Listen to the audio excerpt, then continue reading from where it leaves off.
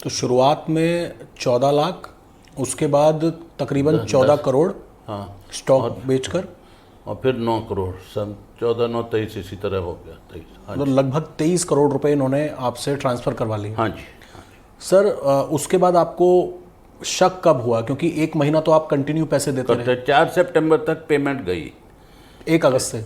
1 अगस्त से। फिर इन लोगों ने 15-16 तक रोज़ यही मॉर्निंग की आपकी वेरिफिकेशन चल रही है, कोऑपरेशन हो रही है, रिजर्व बैंक तसल्ली है, तो हम समझते हैं अब आपको हम रिलीज़ दिलवा देंगे।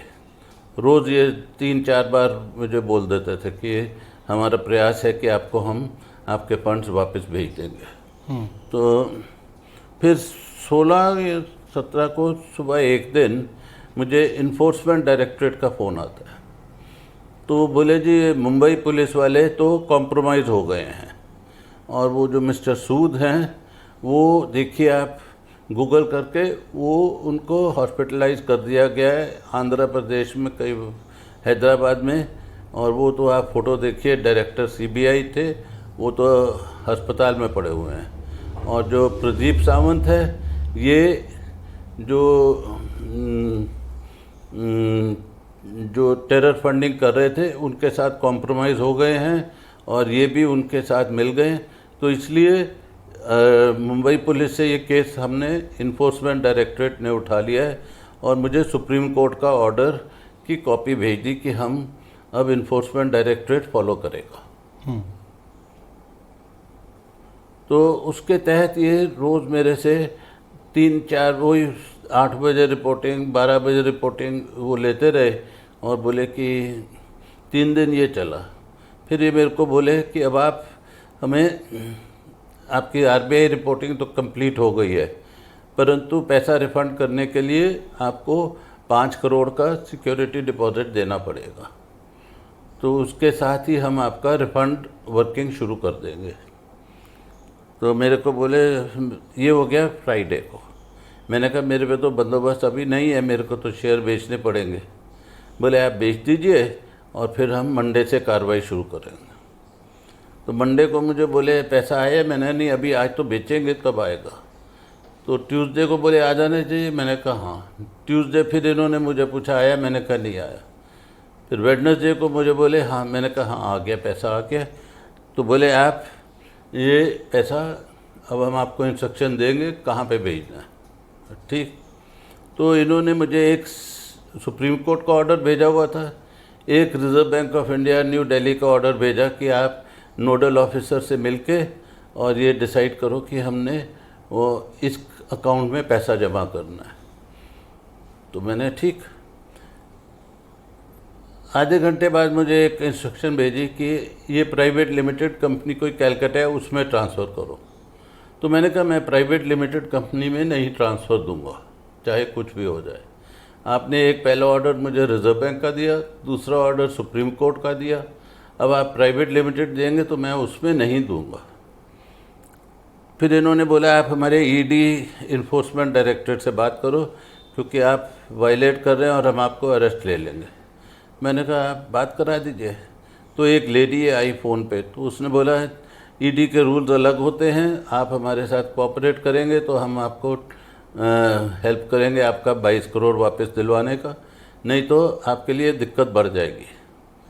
तो हमने कहा ठीक है, मैं तो आपके रूल फॉलो कर रहा हूँ। आपने एक ऑर्डर भेजा सुप्रीम कोर्ट को जमा देने का, एक ऑर्डर भेजा रिज़र्व बैंक को भेजने का, मैं दोनों का पालन करूँगा। अब आप कह रहे हैं प्राइवेट लिमिटेड को, वो नहीं मैं करूँगा। तो बोले अच्छा अब आप लंच कर लीजिए, फिर हम आपसे बात करेंगे। लंच के बाद मुझे 2:30-3 बजे इन्होंने मुझे बोला कि ये सुप्रीम कोर्ट का ऑर्डर है, sign by chief justice of India mister Gogoi, नाम मेरे को ठीक है, उनके ऑर्डर थे कि ये एक कंपनी के नाम ट्रांसफ़र कर दो। तो मैंने कहा जी सुप्रीम कोर्ट में मैं रजिस्ट्रार को जाके दे दूंगा, किसी कंपनी के नाम नहीं मैं दूंगा। आपने कंपनी बोला है, मैं कंपनी को नहीं दूंगा, मैं रजिस्ट्रार सुप्रीम कोर्ट के पास जाके 5 करोड़ रुपया जमा दे दूंगा। दूसरा ऑप्शन मेरे पास है, आपने रिज़र्व बैंक बोला है, मैं रिज़र्व बैंक नोडल ऑफिसर पास जाके आरबीआई का चेक जमा दे दूंगा 5 करोड़ का, आप वहाँ पे काम। तो उस पर वो भिड़ गए, बोले आपको हम अरेस्ट ले रहे हैं। मैंने कहा कर लीजिए, अरेस्ट करना है तो मैं तो अभी रिजर्व बैंक और सुप्रीम कोर्ट जाके तैयारी हूँ देने के लिए, और ड्राफ्ट भी मैं चेक भी बना के जा रहा हूँ, ऐसे तो नहीं होता। तो मुझे बोले आपका कोर्ट वो पुलिस थाना कौन सा है? तो मैंने बोला हाउस खास में है। तो बस फिर उन्होंने डिस्कनेक्ट कर दिया, उसके बाद नहीं फ़ोन आया। उसका कोई कॉल नहीं आया? नहीं। फिर आपने पुलिस को अप्रोच किया? हाँ, उनको बोल दिया। अब आपकी एफआईआर दर्ज करी है आईएफएसओ डिपार्टमेंट ने, जो हाँ साइबर क्राइम देखती है? हाँ जी, पुलिस की बहुत मदद रही, हमें बहुत सपोर्ट किया पुलिस ने। अभी आपने शुक्रवार को एफआईआर करवाई है? हाँ जी। तो कुछ पुलिस से या केस के आईओ से कुछ जानकारी मिल पाई इन्वेस्टिगेशन को लेकर? मुझे नहीं पता, वो फॉलो कर रहे हैं, उसके आगे मुझे नहीं मालूम। सर, आपके साथ ये जो दुखद घटना हुई है, औरों के साथ ऐसी ना हो, क्योंकि ऐसे केस पहले भी बहुत सारे सामने आए हैं, तो आपने क्या पहले कभी इस तरह के कोई मामला सुना नहीं या टीवी पे कि इस तरह के फ्रॉड चलते हैं? सुना है, पर इतना मेरे को उन्होंने गैग कर दिया था कि फैमिली को अरेस्ट कर दिया, सब कुछ कर दिया, ऐसा नहीं मुझे। पर जो उन्होंने एनआई एक्ट मेरे ऊपर लगा दिया, मैं टोटली अंडर अरेस्ट हूँ, मैं गैग ऑर्डर हूँ, तो उससे मैं ट्रॉमेटाइज हो गया था, मेरे सोचने की शक्ति खत्म हो गई थी। तो ये क्रिमिनल्स कहीं ना कहीं डर का फ़ायदा उठाते हैं कि अगर कोई फैमिली से बात ना करे? हाँ, डर तो डालते हैं ना। तो और भी बहुत सारे लोग हैं सर जो सीनियर सिटीजन भी हैं या अकेले भी रहते हैं? मैं कुछ नहीं बोल पाऊँगा, होते हैं सबके साथ। उनको आप कुछ ऐसा उनके साथ ना हो, अगर कोई ऐसा कॉल आता है तो आप अपने... मैं क्या बोलूँ, मैं तो खुद फंस के हटा हूँ, मैं तो विक्टिम हूँ।